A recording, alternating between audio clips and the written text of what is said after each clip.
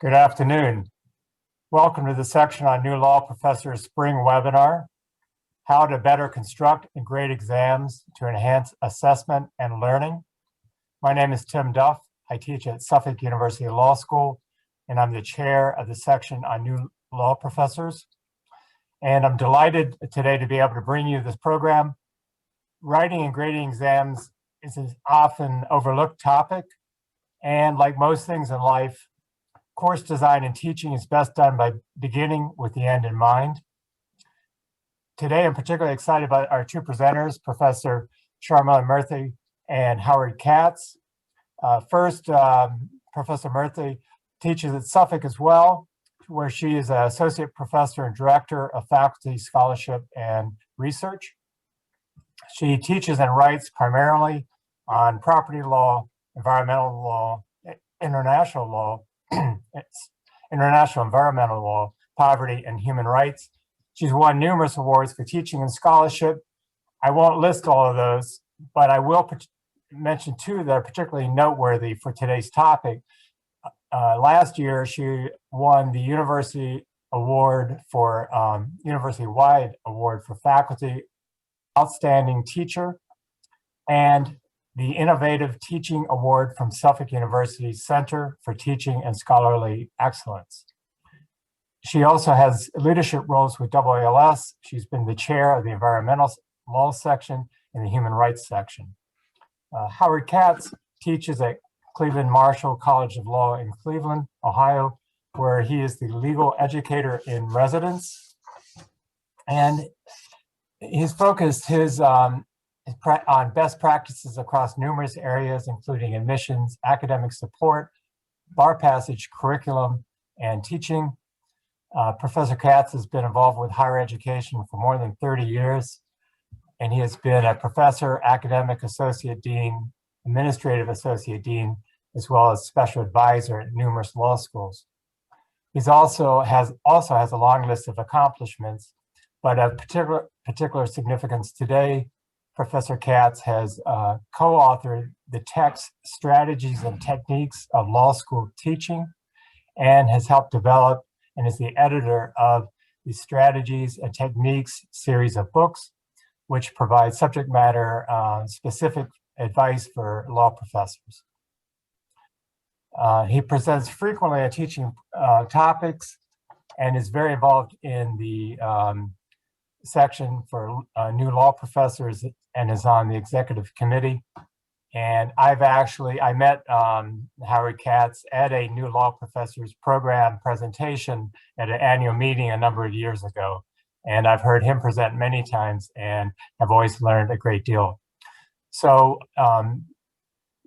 with that, let me turn this over to Sharmila and Howard. And let's, one point at the end of this presentation, we're going to reserve some time for an informal section social. So with that, Howard and Sharmila. Great. Well, thank you so much for this opportunity to share some ideas around the dreaded process of writing exams and also integrating that into your teaching with your students. So what we first want to do is actually just get to know who is in the room. So I'm actually going to launch a poll. And we would just love, everyone should be able to see the poll right now. So the questions are just, how many years have you been teaching a class with a final exam? Are you giving an exam for a first year doctrinal class, an upper level class? And what kind of exam are you planning to give? So if you don't mind just taking a minute and completing the poll, that will, I think, help Howard and I adapt on the spot to providing feedback that will be most useful to you.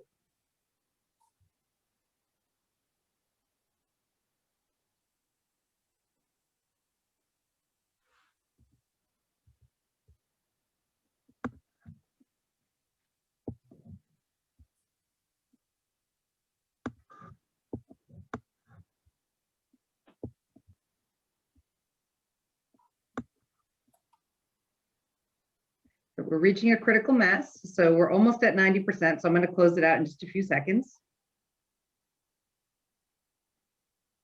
All right, here we go. I'm going to end the poll, and I'm going to share the results with everyone. Okay, great. So about a third of the class has, sorry, I'm saying class. See, I'm so used to teaching on Zoom. I'm just talking about everyone like a class. Third of the folks in this webinar are in their first year, which so welcome to the profession of law teaching.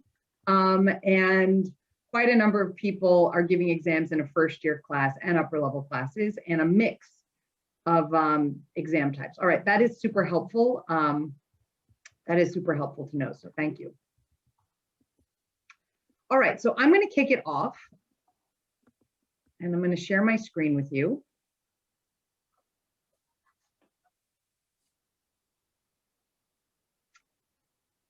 All right, so today, the focus of today's webinar is how to better construct and grade exams to enhance assessment and learning. And in thinking about how to break up this topic, we actually wanted to start with the integrating exams and test-taking strategies into teaching first. So I'm going to kick that off, and then Howard's going to talk about constructing the exam, grading, and then I'm going to come back and talk about how do you actually talk to students about their exams. So I have to say that my presentation is full of memes that I just think are really rather funny, because, you know, our law students are looking at these images too. And I hope that this is not true of our exams, which is that the tests will look just like what we covered in lecture. That's what in fact, I do hope. So a little bit about me. The two classes that I am drawing on for my remarks are property law. At Suffolk, we actually teach property as a year-long class, 2 credits each semester. And I traditionally do issue spotter essays and multiple choice, either a 2-hour or 3-hour timed exam format. Environmental law survey, it's an upper level class. I will say that I've spent a lot of time also talking about exam taking because it's a really tough class for students to take. And I have a variety of same kinds of mix of exam questions, usually a timed 3-hour open book exam.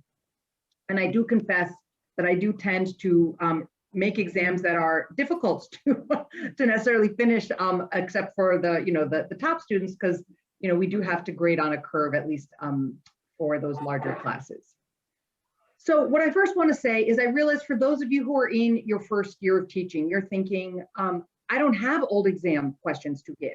And I want to suggest that you actually reach out to the folks in your substantive areas, on the listservs, people you know, to try to get some old exams so that you can actually give your students some practice. I actually break up my old exams by topic now. I sort of split them apart and might say, this is question 1, this is question 2. And then as I go through material, I actually post stuff up on our course website. And I always post my outline answer, which is essentially my grading rubric. It just doesn't have points associated with it, as well as the top student essays. And I found that over the years, it's allowed me to kind of create a lot of materials for my students to work with. And I will say that this was really tough when I was first starting out, because basically every year I'm really honestly rewriting the essay questions because I do release a lot of info.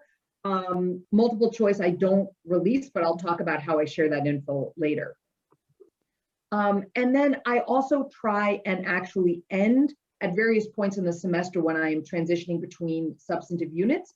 I will often try to end with old essay questions to actually give students that practice. And then of course, making exams available. So this is just a screenshot of what part of my course website looks like. And you can see that I've got various questions that are separated out and and I'll tell them this tests on landlord tenant, this tests on easements, etc., so that they know what to be looking for.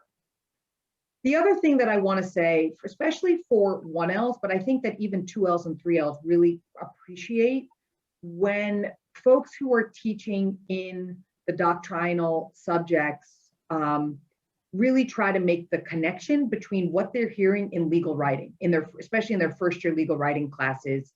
And I know my property law students, it's all about IRAC or CRAC or CREAC, one of those acronyms. And what I try to stress to them is on an exam, in a timed exam format, there's opportunity cost to being too thorough in your IRAC method. And that what I really care about is the rule and the analysis. And when we're reading cases, I'll say, look how the judge is employing the IRAC strategy here. And when we're reviewing typos, for example, the textbook may have typos with answers in the back, or my old exam questions. I'm constantly, as we're going through the material, talking about, here's what I'm looking for in an exam so that students don't feel surprised when they actually see my exam question. The latest thing that I've begun doing is actually talking to students about client-centered writing. And at the end of this talk, I'm going to be coming back and talking about, reviewing exams one-on-one with students. But one of the things that I think is helpful is to just think, if you're a busy lawyer, your client doesn't want you to recite their facts for you, for them. They don't want to hear tons and tons and tons about the law and all the archaic principles. They want you to apply the law to their fact scenario. That's what we're looking for on exams. So I also give multiple choice, multiple choice, and students are always asking for more multiple choice practice. I know there are some online, there are various like Cali questions and other things that students will use. I do assign optional reading from the Glannon Guide, which has multiple choice. But I finally this year created a lot more online quizzes. So I'm happy. It was an investment of, labor of love. And I even asked my students midway, do you want me to stop giving these quizzes? Because you guys have a lot else going on. And basically they all said, no, we want you to keep writing these quizzes. I don't do them for me in my classes in property law. The quizzes only count for completion. In environmental law, the quizzes actually did have a small, how they did on the quiz actually did factor into the final grade. And then the last thing that I will say in this section is simply that another way that I actually talk about exams in class is just to acknowledge the tremendous stress that students are under. And especially as we come to exam period, just acknowledging that in the classroom, and that grading and exams is like the least fun part of the whole experience for them and for us as the professors. So now I'm going to turn it over to Howard to both reflect on anything about integrating exams into teaching and then talking about how to actually construct and grade the exams. Thank you very much. Everything that was just said just makes perfect sense. No matter, even if people are doing quizzes, and there's nothing wrong with quizzes, they're a great tool, particularly online, but at least remember the first slide that you saw. At least some of the feedback that you give during the term, some of the sample problems should look like the final exam. And if you're going to do an essay type fact pattern type exam, you should be showing your students that. The other thing that I would say is that for people in the audience, the attendees, I have a link on the website. I have an article posted on SSRN called Teaching Legal Analysis Using the Unified Field Theory, sort of a tongue-in-cheek reference, which talks about one way of integrating feedback into classroom discussion. So let me again introduce myself. I am Howard Katz. I am from the Cleveland State University College of Law. I want to thank the section leadership, the AALS. I have taught every first year course except civil procedure, which I leave to the professionals. I've also taught a variety of upper level courses. What I'm going to give you right now are the best ideas I have. Sometimes I will sound like I'm very certain of something, but I may not always be, and I may change my mind next week or next year. So everything I say is preceded by an implied Quaker query. Have you considered this? And if you disagree with what I said, that's great. You're at least making a conscious and thoughtful decision. I'm not going to model good teaching. We have a very diverse group. I'm going to talk fast, put a lot of ideas on the table, and hope that at least some of them resonate with what you need and why you came today. The outline of what I'm talking about is on the website as well. She'll post it very briefly, and it's also available on the website. Howard, I've just showed just a couple of the slides that I have. Then I'll stop this to just. Okay, that's great. That's great. You can leave that up there. So constructing the exam. First topic: sources for ideas. Recent cases. note cases or cases in other books. One of the things that my co-author and I talk about in our teaching book is using a shadow source, another case book other than the one that you're using in class, and note cases there. Stories in the news. I start on day one of any course that I've been assigned, keeping a file. For example, I teach torts. There was a story about a mascot who threw a baseball into the stands. I either cut and paste that or physically, depending on where I saw it, and I keep a running file of possible ideas. Next point in terms of constructing the exam, writing it as the course goes along. Now, it's a little bit late for this semester, for those of you who are first year in your teaching, but this particularly applies to multiple choice questions, but it also applies to essay questions as well. Class discussion will give you an idea of how people might go down a wrong path. And of course, one of the tricks about writing multiple choice questions is to have good distractors. One of the general bits of advice I give about teaching to new professors is to try to debrief after class. I know there's people at the podium, it's sometimes hard to do, but I try to urge people to write down notes to have a record for the next time you teach that class of what worked and what didn't work. It's also a good time then to write down things that occur to you or that might have been raised by the class that could be good exam questions. Reverse engineering from a rubric. I'm going to give an example from torts, one of the courses I teach. I go into the exam and I say to myself, I want there to be an act of negligence. I want someone, an intervening cause. It could be intervening, it could be superseding. And I want someone to confront that risk, either contrib or assumption of risk. So I map that out first on a piece of paper. And then I start thinking, okay, what's a good act of negligence? Okay, someone's cleaning the windows on the side of a building. Okay, what's the intervening cause? A gust of wind or someone opens the window. How's the confronting of the risk? And I go through that way. So I'm writing, in effect, the answer first, and then I'm filling in the facts. I'm deciding what it is I want to teach, and then reverse engineering from there. Coverage. You can't cover everything on an exam. It's just impossible. An exam has to be, and I tell my students, it will be representative, not comprehensive. But if you use several different formats, you can cover more ground, especially if you use multiple choice or short answer. Just as an aside about multiple choice, we probably won't have time to talk about it today in any great depth.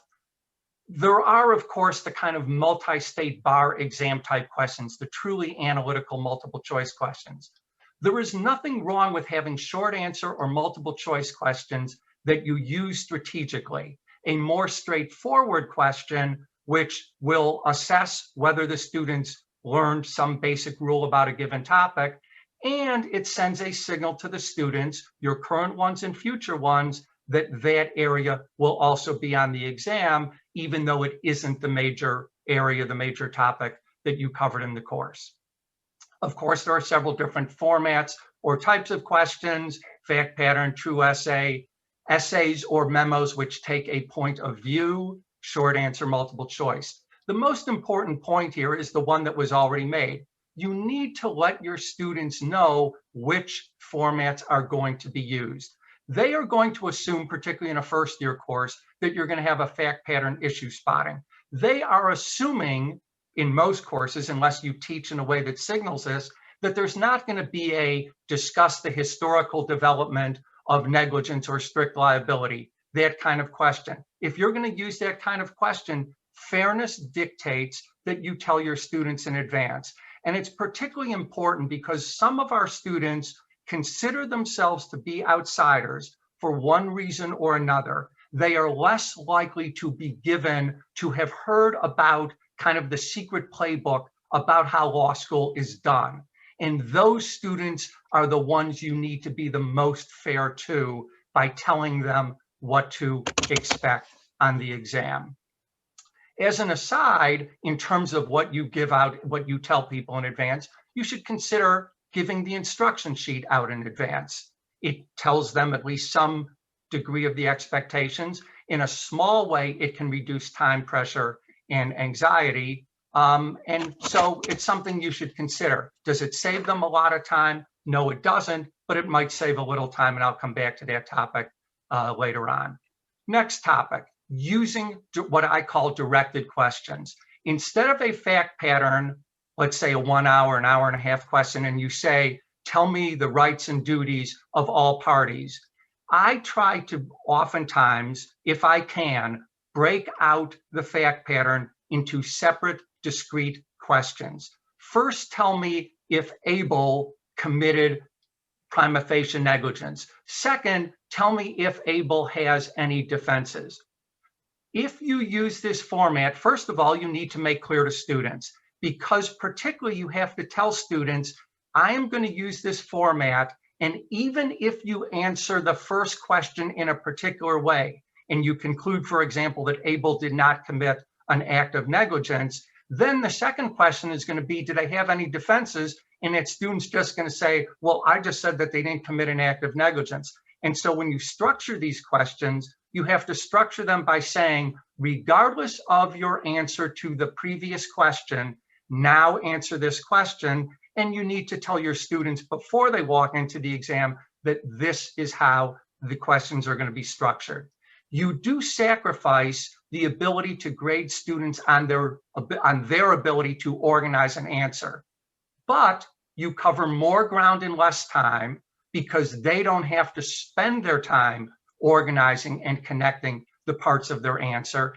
And it is easier to grade because a given issue in their answer is always in the same place, which also means you can break up the grading when you go through the pile of exams. Again, something that I'll talk about later when we talk about grading.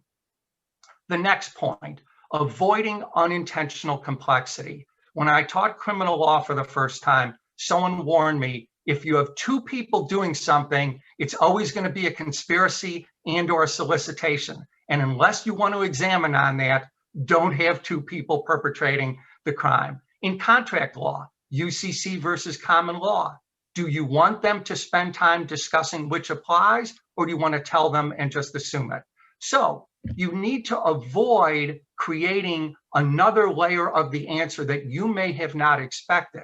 On the other hand, you may want to take advantage of complexity. So for example, in a contracts class, you may want to say, first answer this question, assuming that the Uniform Commercial Code applies, secondly, the common law, and now you have saved them the time of reading a fact pattern twice, two different fact patterns, because you've asked two questions off of one fact pattern. So you need to think about whether you are being confusing in complexity, whether you are creating complexity you did not intend to.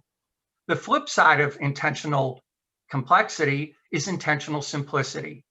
First of all, you need to be very conscious of staying within the bounds of the course.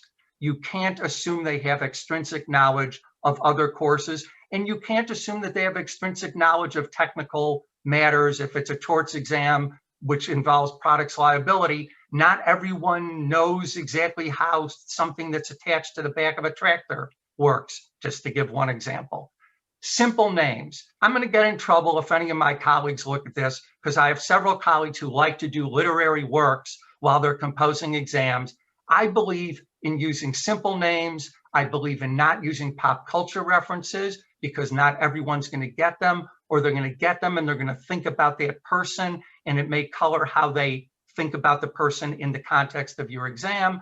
I remember years and years ago, I went to a talk similar to the one we're giving now. The person said, begin the first person's name with an A, the second one with a B, the third one with a C, or if in torts, you can have plaintiff and defendant. Obviously, plaintiff and defendant doesn't work in every course. Try to have at least one, if not more, colleagues read your fact patterns. You are looking for anything that isn't clear. If it's difficult to get one of your colleagues to do it, consider marrying a law professor. Okay, now, path dependency. What do I mean by that? This is where you construct a fact pattern where if someone answers a question a certain way, they then will miss all of the remaining points by going down that path. Now, you can address this partly by saying, remember, always arguing the alternative. The court might find there was no offer. If not, I'm still going to discuss whether there was a valid acceptance. You can also use the directed questions I talked about earlier as another way of trying to avoid this. You really need to be, the worst thing in the world is when you're reading an exam and you see someone just assumed away a certain issue, and that's the end of it. Length and depth of facts. Keep in mind that reading the question itself takes time. I myself lean towards shorter fact patterns. I don't want to overly pressure people, although the time pressure does create a greater separation of grades, all other things being equal. If particularly you are going to give a leaner fact pattern, but in all instances, you make clear to your students, if you assume a fact, tell me what fact you are assuming and what its legal significance is. Because too often a student will just say, I assume that the car was going 60 miles an hour, but they don't tell you if it's 60, there's one result. If it was going at 30, it's another result. Open book versus closed book. It's a long debate. Someday we're going to be in the normal world. We're not going to be online, and this debate will again be raised. I will just point out two arguments that intelligent people use that, in my opinion, don't prove the case one way or another. The argument for open book is lawyers can look things up. The argument for closed book is the exam is a closed book exam. The bar exam is a closed book exam. Neither argument is definitive. Think about what works in your particular class, what you particularly want to do. How detailed does your question want to be? I tend to lean toward closed book exams in first year and introductory courses. That doesn't mean you necessarily have to. Any reactions to anything I said? Howard, I would actually love to maybe say a couple of things in response to agree with actually a lot of what you said. So just today, as I was constructing my own exam vis-a-vis coverage, I actually pulled up a spreadsheet and was actually going through my reading list and trying to say, okay, what have I actually covered? What's in my hypo, my fact pattern hypos? What's in my multiple choice? I do a mix of the fact pattern kind of complicated multiple choice, and then I do some straightforward ones. What was not part of this court's holding? Because I feel like that allows for coverage. It allows me to sort of have more questions, but not give, because I basically say, like, if it's like 20 multiple choice questions, you're going to have 3 minutes a question, then that translates to a certain number of points based on time. I always release my instructions in advance. The other things that I would say is, when you design your exam, remember that even if you tell your students in advance, the order in which you write the questions, like the essay questions, matters. If you can't help this. Students want, a lot of students. I joke it's like the Goldilocks fable. Like it's the porridge is too hot, it's too cold. A lot of students are trying to figure out what's just right, and instead they go on and on and on about the first essay question, even if you've told them that's only worth 25% of the exam. So bear that in mind when I think, and I often make this mistake, I will say. And then the other thing I'll say about the directed essay question, it does actually make it easier to grade. Though if you make your exam too easy, it is actually I have found it's actually very hard to grade when you make your exam too easy. But apparently the MBE and the bar is moving towards that directed question model. So there has been some encouragement, at least among our faculty, to kind of mirror what use the directed question approach, because it is mirroring what students will see when they write the essay questions if they take the MBE. Howard? Well, there's a lot of agreement there.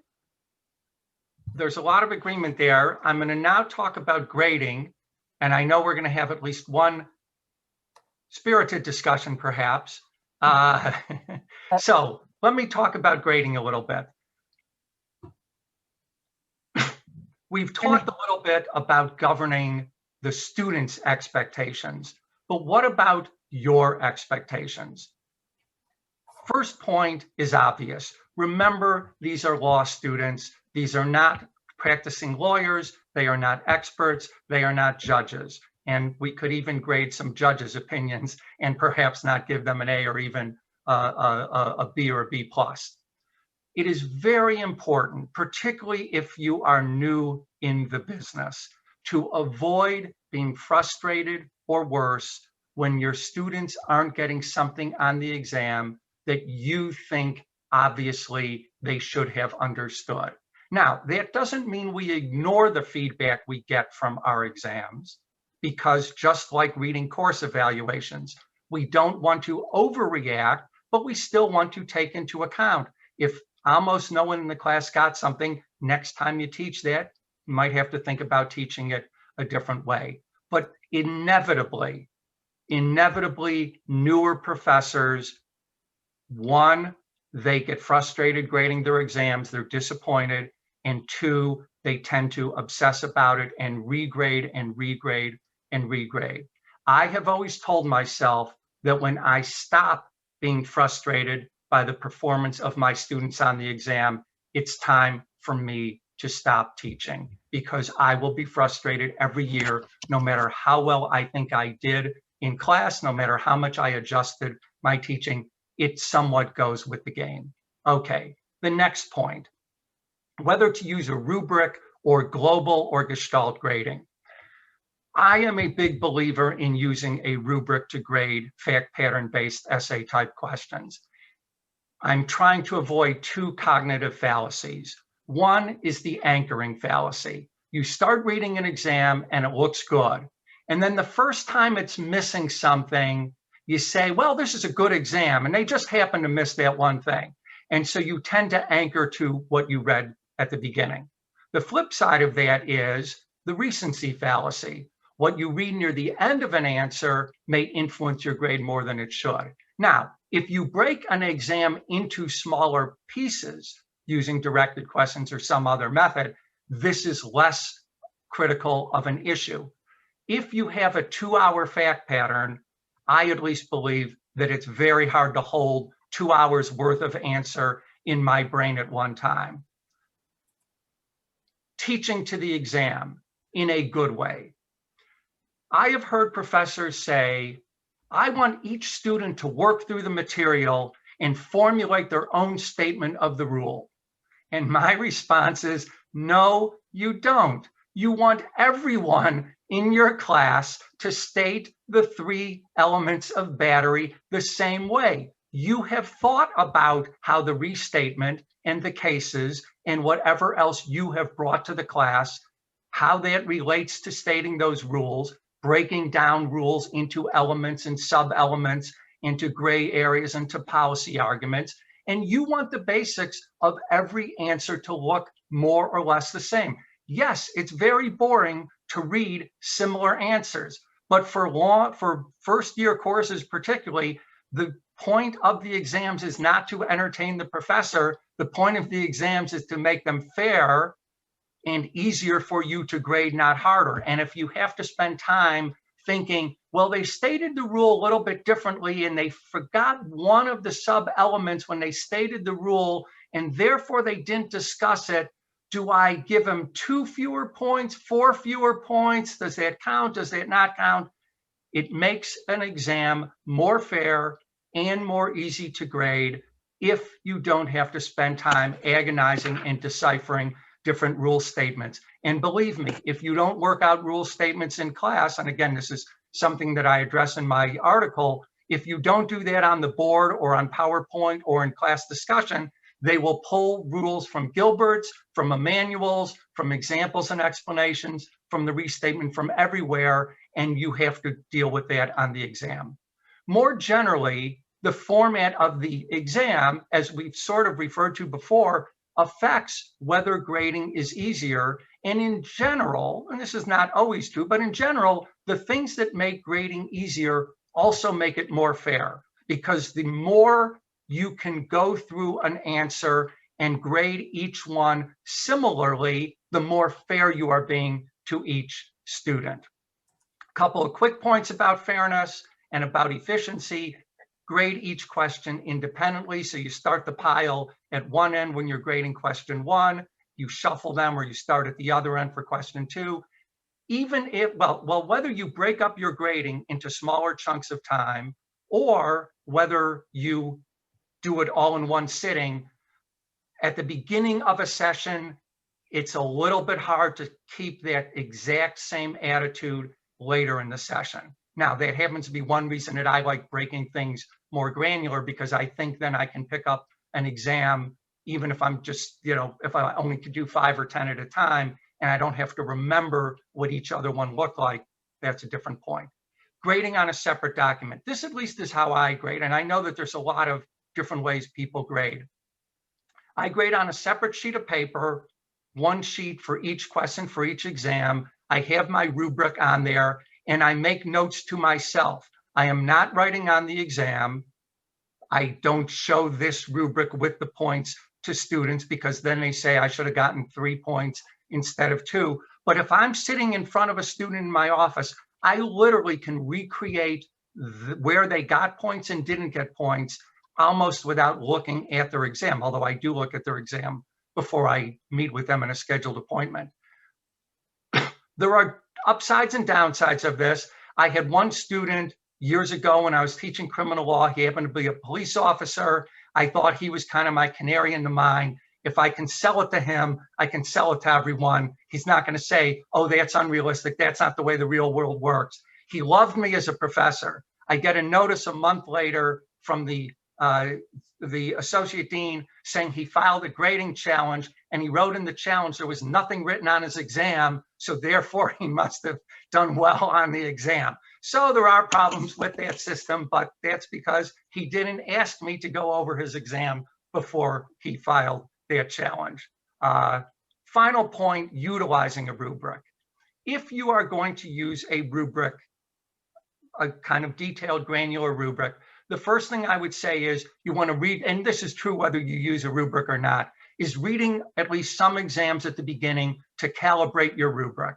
Sometimes they may not say it the same way that you wrote it in your brain and put in your model answer, whatever it is you're working for. You might want to adjust how many points you're giving to something. Either everyone is missing it or everyone is getting it, and then kind of adjust. I then put those exams back in the pile and grade them again, not looking at what I did the first time. The second point I would make is if you do use a rubric to grade, the idea that you can be so fine that you can say for every sub issue, I'm going to use a 10-point scale, and this one's an 8 and this one's a 6. That's just, our brains just are not capable of doing that. My rubrics are pretty straightforward. When I am giving points for mentioning an element, it's just say 1 point. I then have a range of points to discuss that particular element or sub-element. One common objection to using rubrics is that they are too rigid. The way that I address that is that I have an additional section that allows for what I call style points.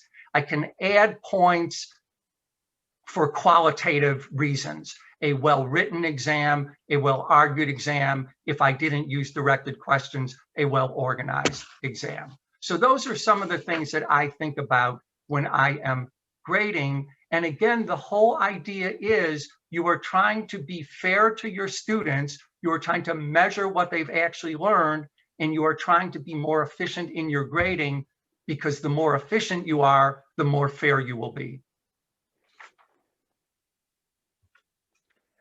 Howard, so I love that session, that little segment, because it affirms a lot of what I do. And I will say I'll add one more little tweak to that, which is on top of grading by question and in different orders, I always regrade the first 5 or 10% of the exams at the very end of every question to ensure that I have not my calibration has changed. And I will say that for those of you who have not yet graded, I've got like hundreds looking at me this semester. A lot of it is just reminding yourself at some level this is fundamentally a ranking exercise, and what you're really trying to do is, as Howard said, is be fair. I will say that I used to use a very rigid rubric. I have softened up, so I'm not all the way over in the global Gestalt grading, but I have given myself a little bit more freedom. I will usually break up a given essay question into its various sub-issues, But then rather than saying 1 point for this element, 2 points for that element, I will have a bigger pool of points that for that particular issue that I can allocate. But it's still basically, and I kind of have a separate, I do everything in Excel and sort of have my own way that I can also very easily assess how a student did based on how I've given them points. So I think we are about to read. So Howard, I think we'll save, I'll just preview the other topics in case people want to raise them during the Q&A. So Howard has some other topics if in the Q&A people want to talk about, including more about multiple choice and other things. So what I'm going to talk about is what to do after the exam. And this may be whether it's in the summer. I should say that because property is a year-long class for us, I wind up doing a lot of feedback, and you get 1Ls right in the fall semester and you're watching them grow over the entire year. So I usually, I do this every fall for property law, and if people ask me in either the spring or in my upper level classes, I will also do this. But I return a packet of basically all of their material, my outline answer, which is basically my rubric, it just doesn't have points next to it. The top student essays, and some years what I'll do is I will actually pick out the top essays. It's not necessarily the same student. It's like the top essay that for question 1, top essay for question 2. And sometimes I feel like it demonstrates an unrealistic overall exam, but yet it allows more students to be able to sort of feel like they've been recognized for their work. I also have a list of common mistakes that I used to create from scratch every year until I realized it's the same mistakes every year. So I also released that. So multiple choice questions I find are very, very hard to write, in part because there's no room for error. So if you kind of mess up a little bit on your essay questions, you can roll with it. You can even, sometimes there's been times where I've had, I've changed characters' names in the middle. And by the way, Howard, I am an ABC kind of name person. So I have, I'm always trying to think of new names that start with those letters. But multiple choice questions, there's really no room for any error. So I do have a bank of questions that I will pull from for any given year. What I do is I actually will show them in class, and I just have students sign an additional honor code. So even in the Zoom era with the ability to screenshot, I just tell my students, look, like I want to be fair to you. I want to show you the questions. I'll hold additional sessions where I'll show the questions, and of course in office hours people can. And then I review the essays. I do this all during class time. Yes, it eats into my class time. But I think that it's important, and it's a way in which we are telling them we value providing you feedback. So if you're giving a midterm or any other kind of substantive assessments, I would say make time in your class to actually do this. What I've started doing over the years is really trying to stress to students the importance of self-assessment and self-reflection. And so I have created a form, and I'm going to actually stop my share that way and share the actual document itself. So you can see in this layout, this is a self-assessment that I'm happy to make available through the new Law Profs listserv if you'd like. I actually got this idea from listening to a talk by someone who was in the academic support area. And there's this, so basically there's some targeted questions asking people, what did they miss on the exam? What was challenging about it?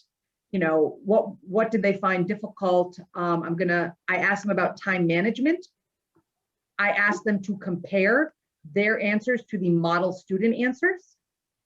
And then on top of giving an overall self-assessment, I specifically asked them to develop a plan for improvement moving forward. And I will ask them things like, sometimes it's about studying, but sometimes it's even things like, people are really stressed and need to think about how to manage their stress, and that those are really the challenges that they face.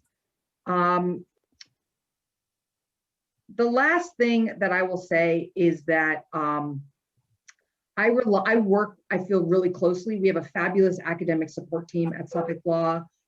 I love my colleagues in that program because, like this year I have 161 else. There is absolutely no way that I can provide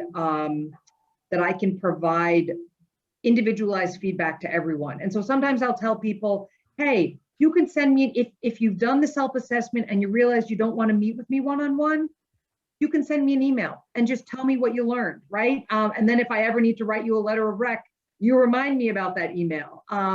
And I send all of the materials, including my multiple choice questions, to the academic support team, so that if my students need, especially those who are struggling, need additional coaching, they have all the resources there. And I'm happy, I will see if I can actually chat out my document to you. Thank you. Let me just add a couple of reactions to what was just said. First of all, on multiple choice, there is the danger that was mentioned. I give my students an opportunity to challenge a question for ambiguity. They must state, the question was ambiguous for the following reason. I would answer it this way if the fact is, if this is what the assumption is, I would answer it this way. It's a pain. I've got to, and after I go through all the exams, I still have to entertain the challenges, but it allows me to find the rare time where I've messed up a multiple choice. I can either salvage it, I can give credit for 2 different answers, or I can throw it out. In terms of going over exams, I totally agree with debriefing in a first year or a course, second year course. If it's con law in the first semester, second year, I can still have a session and the students are still around. The one other thing that I do, I have what I call a quick review session. It's in the book for those who want to look at the link that links to my book, which is, you can download free of charge as an article or as a book. I put all the exams in one large lecture room in numerical order. I'm in the room. I let them pick up the exam and look to see what they've written. And they can ask me questions. What I have found is that 80% of the people who would schedule appointments just want to see what they wrote. Now, you can also just have them sign it out to your assistant, and people do that as well. I can answer a quick question for a particular student. The downside is it discourages them from doing a full debriefing with me. The upside is it reduces the traffic. The one other point I would make about the form, and I would love to get a copy of that form, I ask them a slightly different set of questions. And the main question that I ask my first year students is to think about, did you not catch this in your notes? Was it in your notes, but not in your outline? Was it in your outline, but not in your brain that day? Or was it in your brain, but you didn't see it on the exam? So I'm trying to get them to diagnose exactly why it was that they missed a certain issue. So if I added that to your form, I'd now have a slightly longer form, but I think a form that would capture many of the things that we see our students, the kinds of self-diagnosis that they need to do, that we need to encourage them to do.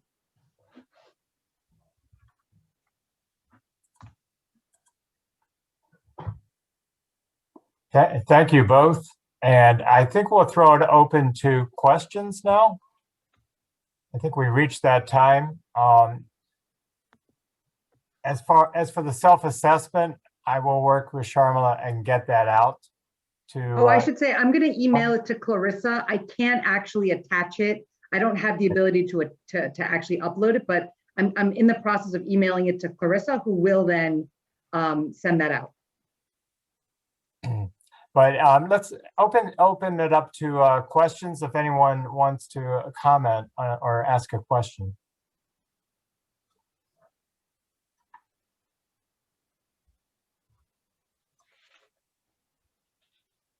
I actually had one thought as we were going through on going back to constructing the exam. As you enter the semester, as you begin to prepare your course, where do you start thinking about the exam, and how do you sort of progress during the semester?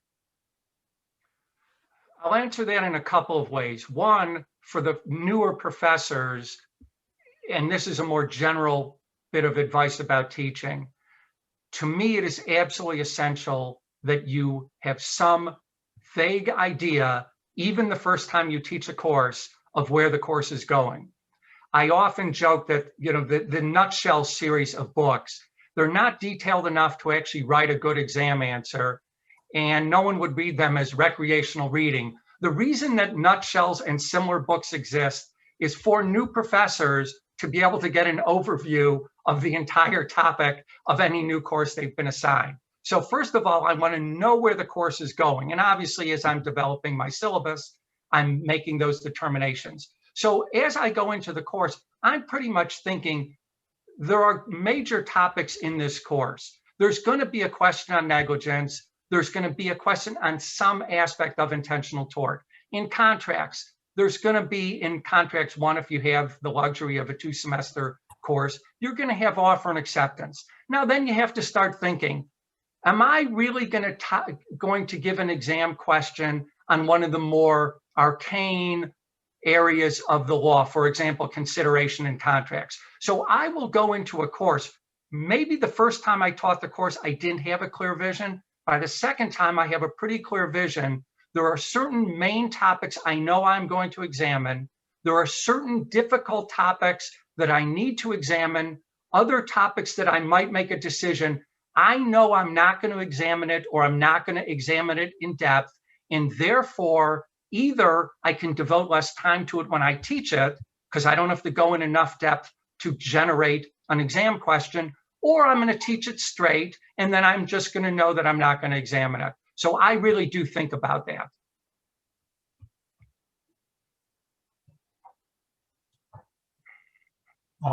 I see Sheila has her hand up.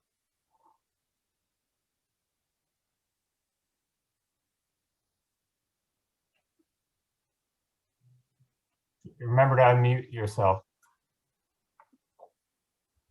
So sorry about that. Sheila Simon from Southern Illinois University in Carbondale. I use a grading sheet. It's not quite a rubric. And I always include a point for good writing. If it was well put together, I want to reward that. And I feel kind of uncomfortable about that because it's so much less objective than the other points. Any tips on that, or how many points you save for a well-written essay?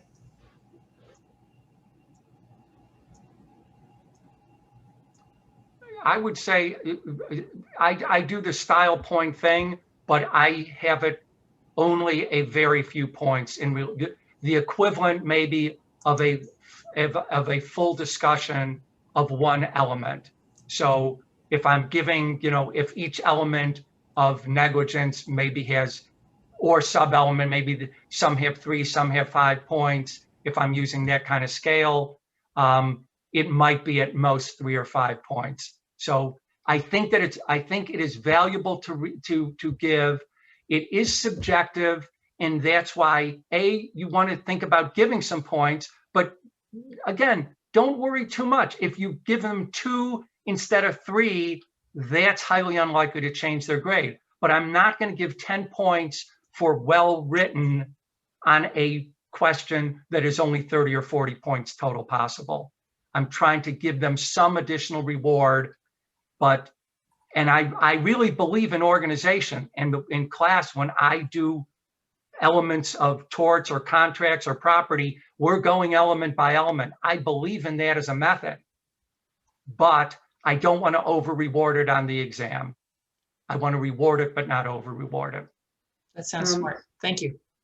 So Tim, a moderating suggestion. So we've got 2 more hands and then 2 long questions in the chat. In the interest of time, do you think it makes sense to have everyone just kind of share their questions, and then Howard and I kind of reflect afterwards? Otherwise, we may go very long. Why don't we do that with our 2 people who have their hands raised, and you can also, we'll look at the chat. So I think Elizabeth, Kurt, and just remember to unmute yourself, and then Vincent after that. Sure, I'll even show myself. I had a quick question. I hope this isn't too simplistic. I use a rubric, but one of the things about the rubric that really stresses me out is how many points to assign to each question, how to weight the different parts, and then how all of that factors in if there's, you know, a required curve that you have to grade to. And so all the math part of grading. I don't know, Howard, you touched on that a bit, but whether you could speak a little bit more to how you decide how many points to assign at each point. Okay, well, yes, now, hey, at the end of the session, we introduce math and people head for the bar. If we were at the annual meeting, they'd be heading for the bar at about this point. I have a colleague who I will not mention, who will scale his answers like this is worth 3.5 points. This is worth, so that each question adds up to a certain amount of points. I think it's too much work for me. I give points. So if an answer, the way I think it is going to have, I have a rubric, and if I added it up, this one would be 78 points, and this one would be 43 points. So let's be very simplistic, and sometimes I do this, sometimes I don't. Let's say stating an element is 1 point, a discussion of each of the elements is a range from 1 to 5, and then there's other things you could see or policy arguments that are 3 points apiece. I just write the rubric and I assign those points. The difficult part, so I do not obsess about weighting, except that I'm trying, if I'm having a question that's twice as long, I'm looking and seeing, does it have roughly, this one's going to start out, if people gave a perfect answer, they'd have 80 points, and this one would have roughly 40 points. The problem is if the performance of class isn't exactly what you anticipate, or isn't exactly the way that you gave suggested time or suggested points. There is a very complicated way of doing that, which is, so let's just take a simple 2-question exam. You think each one is going to total roughly 50 points. And on one question, the range is twice as great as the other one. There's a complicated way of figuring out standard deviation and adjusting points. There is a simple way of doing it, which is you take the second highest score to the second lowest score and figure what is the range of points that people got on that question. So let's say they got between the second highest to the second lowest was between 10 and 50. So that means that that question affected their final grade by 40 points. You then look at the other question, you take the second highest to the second lowest, and that one had a range of only 20 points. If you thought that they were roughly equal questions, you multiply the points on the second one times 2. Now, I know the objection is you may have given 1 point for spotting an element, and now on the second question, someone's getting 2 points just for saying that the 3 elements of battery are this, that, and the other. And so sometimes when I know that that might be a problem, I'm going to start using more points. So 1 point for spotting an element, but then up to 10 points for an issue, so that then if I start doing these adjustings. So the bottom line is, I believe you do have to adjust at the end if the performance is significantly out of whack. I'm looking to see how many people fled the meeting just when we started talking about math. And the other thing is, to answer your basic question, I just start giving points and have a rubric. I don't have out of 100, I don't have out of 50. These are ordinal grades. Someone got more points than someone else. There is no magical, this is an A, this is a B, this is a C. Someone gets more points, and I draw the line between them and the next person. They got the B plus instead of the B. And yes, at the margin, someone, if on a different day, I might have given them 2 more points, they might have been that B plus. So I grade ordinally when I'm doing the final grading, and therefore when I'm assigning points, I'm just giving points. You say something intelligent, you get some points, and I try to roughly make my initial version of my rubric roughly proportional to what I think the weight of the questions will be, into the weight that I have advertised by time and by points on the exam is what I told them it would be. And I would just add that, Elizabeth, it doesn't get any better. It's always a little bit agonizing doing this. And you always have to get your, that's why you have to grade a bunch before you actually really grade, right? So you have to calibrate your rubric to kind of suss this out, but I will find it very difficult when, like I said, you just the order of the questions, you're like, no, I told you question 2 was worth the same as question 1, and I don't recalibrate because I feel like it's unfair to the people that actually wrote an entire question 2.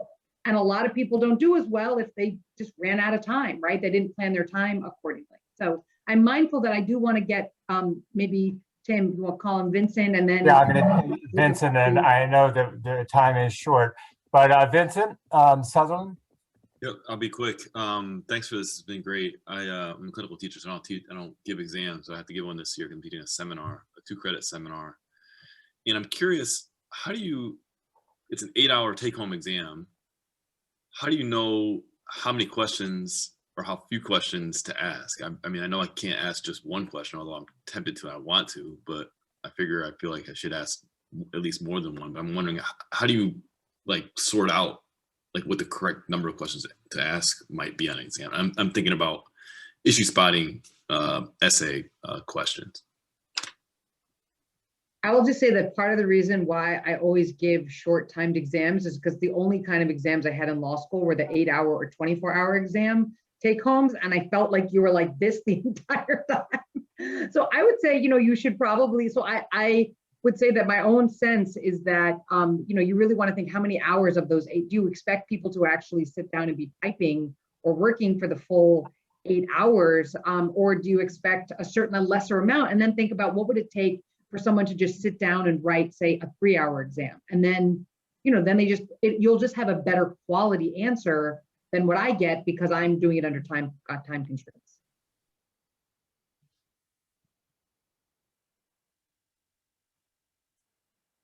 Okay. Howard, did you have something? No, I think that it goes back to being representative and not comprehensive, that you at least, to avoid path dependency and to cover more than one topic, you have to have more than one question or bake in more than one twist and turn in a longer fact pattern. My worst grades in law school were take-home exams. Maybe that's why I believe in in-class exams, because I don't let my students know this, but I'd write my 8-hour take-home as though it was a 3 or 4-hour exam. And I know some of the other people were doing a better job of editing. And, one of them's now the Attorney General of the United States. Well, there's always the writing process, and you want to write early and edit late. So it's okay to have a little break in there. I'll throw this to the presenters. We have 2 questions we could raise from the chat. I know time is limited. One of these I thought I just wanted to get to first, and that is on showing, someone indicates that they show the students their marked up exam, basically the rubric. And I know what Howard said. Sharmila, did you say what you do with the rubric that you fill out?